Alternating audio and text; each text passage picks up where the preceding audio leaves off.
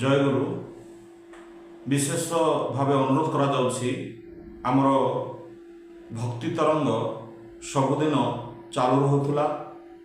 YouTube ମାଧ୍ୟମରେ ମଧ୍ୟ ଆପଣମାନେ ଠାକୁରଙ୍କର ଇଷ୍ଟ ଚେତନାକୁ ଉପଭୋଗ କରୁଥିଲେ, କିନ୍ତୁ ଦୁର୍ଭାଗ୍ୟବଶତଃ ଆମର ୟୁଟ୍ୟୁବ ଷ୍ଟ୍ରାଇକ୍ ହେଇଯାଇଛି।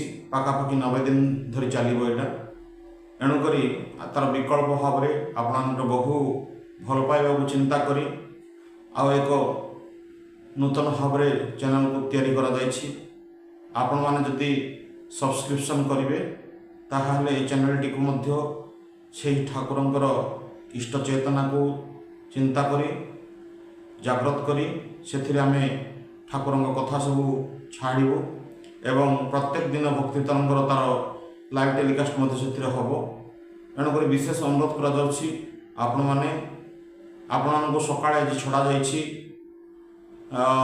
A to Z TV ଏକ ଲୋଗୋ ଥାଇ ଗୋଟେ ବ୍ଲୁ କଲର୍ର ଗୋଟେ ଆଡ୍ରେସ୍ ଛଡ଼ାଯାଇଛି। ସେ ଆଡ୍ରେସ୍କୁ କ୍ଲିକ୍ କରିବେ ଏବଂ ସବସ୍କ୍ରିପସନ୍ ନେବେ ଏବଂ ବେଲ୍ ଆଇକନ୍ ଉପରେ ଆଙ୍ଗୁଠି ରଖି ଷ୍ଟ୍ରାଇକ୍ କରିବେ। ତାହା ଫଳରେ ଯେକୌଣସି ନୋଟିଫିକେସନ୍ ଆମେ ସତ୍ସଙ୍ଗ ତରଫରୁ ଛାଡ଼ିବୁ ଆପଣଙ୍କ ପାଖରେ ପହଞ୍ଚିବ। ବିଶେଷ ଅନୁରୋଧ କରାଯାଉଛି। ଭକ୍ତି ତରଙ୍ଗ ଚ୍ୟାନେଲ ଏକ ଗ୍ରୋ ଚ୍ୟାନେଲ ହେଉଥିଲା, ହଠାତ୍ କିନା ଏଭଳିଆ ପରିସ୍ଥିତି ଉପୁଜିଲା। ଏଣୁକରି ଯତପରମାସ୍ତି ଆମେ ଚେଷ୍ଟା କରି ଏକ ବିକଳ୍ପ ଚ୍ୟାନେଲକୁ ବ୍ୟବହାର କରୁଛୁ, ଯେଉଁଟାକି ଭକ୍ତି ତରଙ୍ଗ ଗଜପତି HD ନାମରେ ନାମିତ କରାଯାଇଛି। ଏଣୁକରି ଏହି ଚ୍ୟାନେଲ ମାଧ୍ୟମରେ ଆପଣମାନେ ଇଷ୍ଟ ଚେତନା ଶୁଣିପାରିବେ, ଦେଖିପାରିବେ। ଧନ୍ୟବାଦ। ଜୟ ଗୁରୁ।